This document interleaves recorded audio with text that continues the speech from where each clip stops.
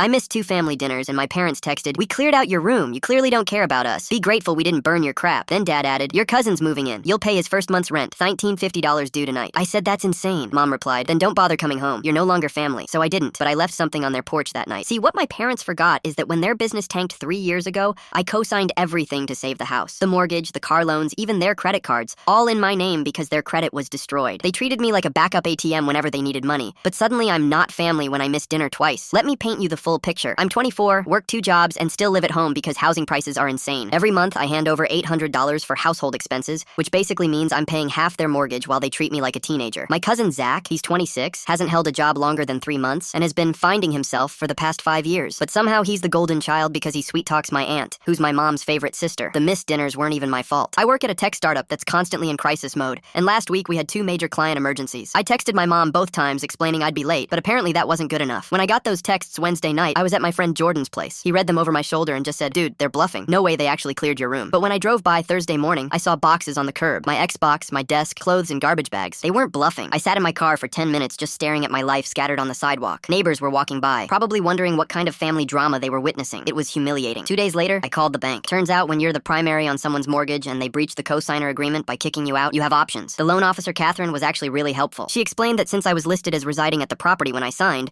being forced to leave constituted a material change in the agreement. I requested all loan documents be sent to my new address at Jordan's place. Then I called their insurance company, also in my name, and updated my contact information as the primary policyholder. Next, I called the credit card companies. 3 cards, all with my name as primary, my parents as authorized users. I requested all statements be redirected and put freezes on any new charges over $200. The envelope I left on their porch, it contained copies of every document with my signature, highlighted in yellow, and a note. "Since I'm not family, I'm removing myself from all family financial obligations. You have 30 days. Friday morning, my phone started blowing up. First my mom, then my dad, then my aunt. I let them all go to voicemail. My mom's message was 8 minutes of crying and guilt tripping. My dad's was 2 minutes of anger, then panic when he realized what the papers meant. My aunt tried playing mediator, saying, "Family doesn't hurt family like this." I called her back and said, "You're right. Family doesn't kick each other out and demand rent money for freeloading cousins." The best part? My mom called yesterday, crying. Apparently my golden child cousin lasted exactly 1 week before bailing without paying rent. He left Tuesday night while they were asleep, took some of their electronics, including Dad's laptop, and hasn't answered his phone since. Now they're facing their first mortgage payment. Without my $800 contribution, their homeowner's insurance is about to lapse, and they just realized their credit cards are frozen. My dad actually drove to my work yesterday, waited in the parking lot for 2 hours just to corner me. He looked like he hadn't slept in days, hair messy, still wearing the same wrinkled shirt from earlier in the week. "Son, we made a terrible mistake. We were stressed about money and took it out on you. Can we please talk about this like adults?" I told him I was too busy with work obligations, had to stay late for another client emergency. Maybe we could schedule something for next week if I could fit it in. The irony? Now they desperately need me to stay on the loans or lose the house they've lived in for 15 years. I told them my consultation fee is $1,950 up front, non-negotiable, cash only.